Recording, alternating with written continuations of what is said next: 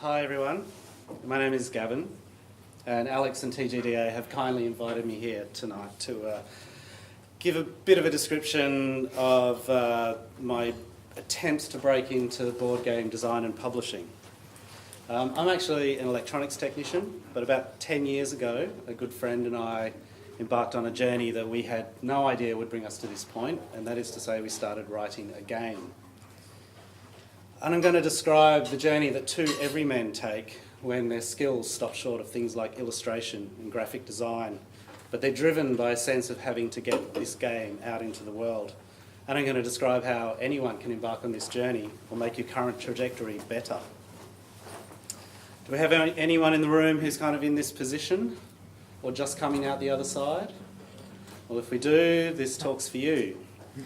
The professionals in the room can either reinforce some of what I say or debunk it as they see fit. And we seem to be in a unique position where we can convene at events like this, professionals and amateurs alike, and it's pretty good.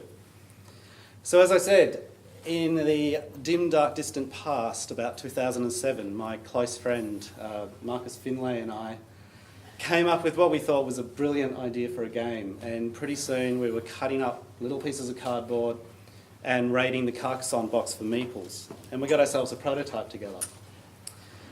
At this time, of course, there was no Kickstarter, and our early notions of having a game published revolved around somehow making it to Essen and getting our game picked up face-to-face with some kind of German Euro publisher. We really thought that was how you got games out into the world, and we were wrong. So time passed, and the game fell by the wayside a bit, particularly for me. But Marcus kept working at it and he hammered it into shape, and by about 2014 we had a really playable second prototype and we used to play it to death with our friends. So in 2015 we got serious about things and we entered the world of the developers.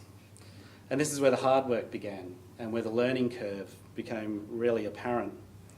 This is the period where we delved into the Melbourne tabletop community and we started going to events and meeting people, many of whom are in this room tonight.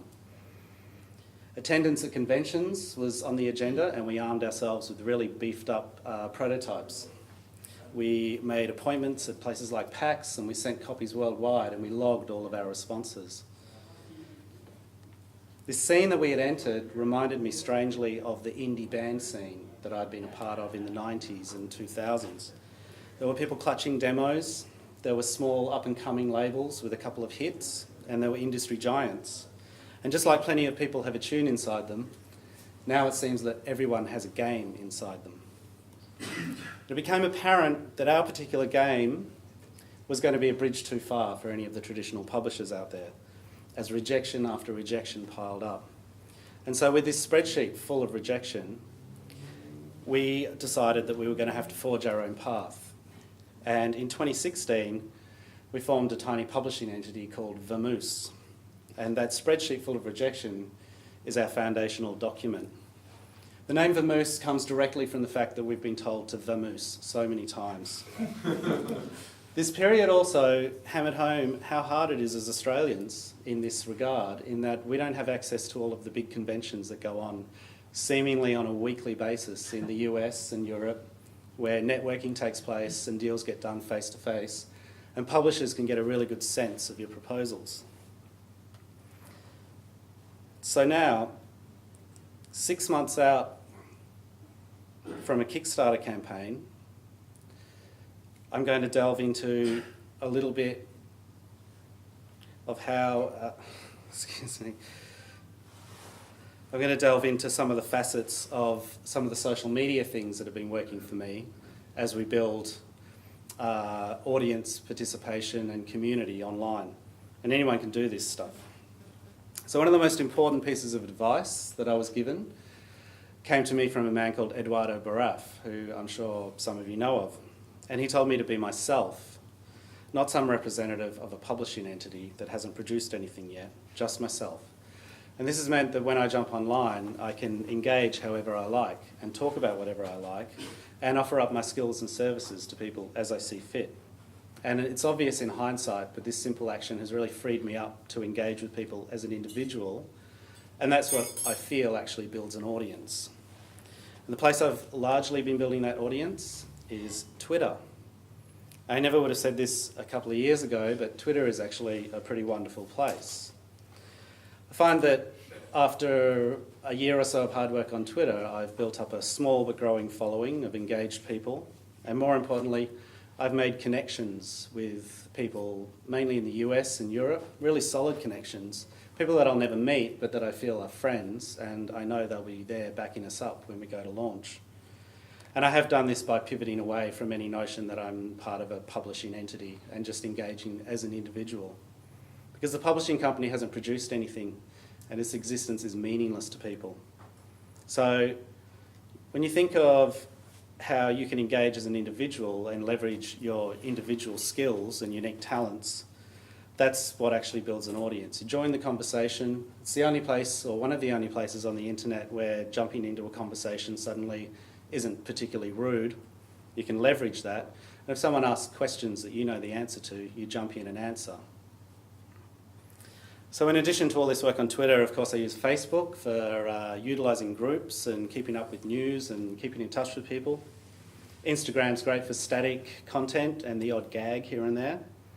Discord servers are great for networking and games development questions, etc.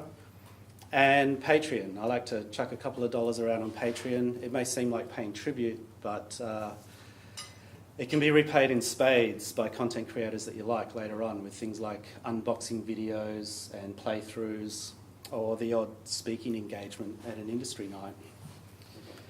And something else I did was I re-energised an old testing group in the northern suburbs of Melbourne that Cy Robertson started. Cy's not in the room. He started it, and he inexplicably made me an admin. The group fell into a bit of disrepair when he left, but I re-energised it and I renamed it Tabletop Testers Preston.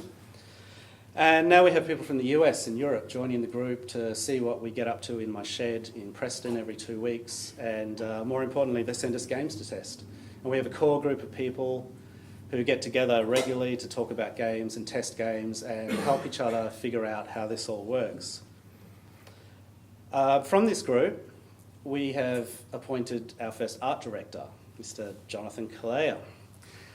And he will be helping us see through production, kickstarting and fulfilment of our first game. And there's no money involved yet. The payoff is the Kickstarter campaign and the injection of new knowledge into the group. So I've also started building an online repository of 3D printable objects, which is something that I know how to do. Anyone can access this stuff and take what they want and add what they want. It's basically a group on Thingiverse, and it's just another way of building the community. And so in conclusion, we thought that a couple of years ago, we thought that getting noticed and having our game picked up by a publisher and published would be the payoff. But maybe for us the payoff is immersing ourselves in the international tabletop community and building our own quirky brand from scratch. And as someone once quipped on Twitter, I feel sorry for pirates who spend their entire careers following useless maps to non-existent riches, when all along the real treasure were the friendships they made along the way. Thank you.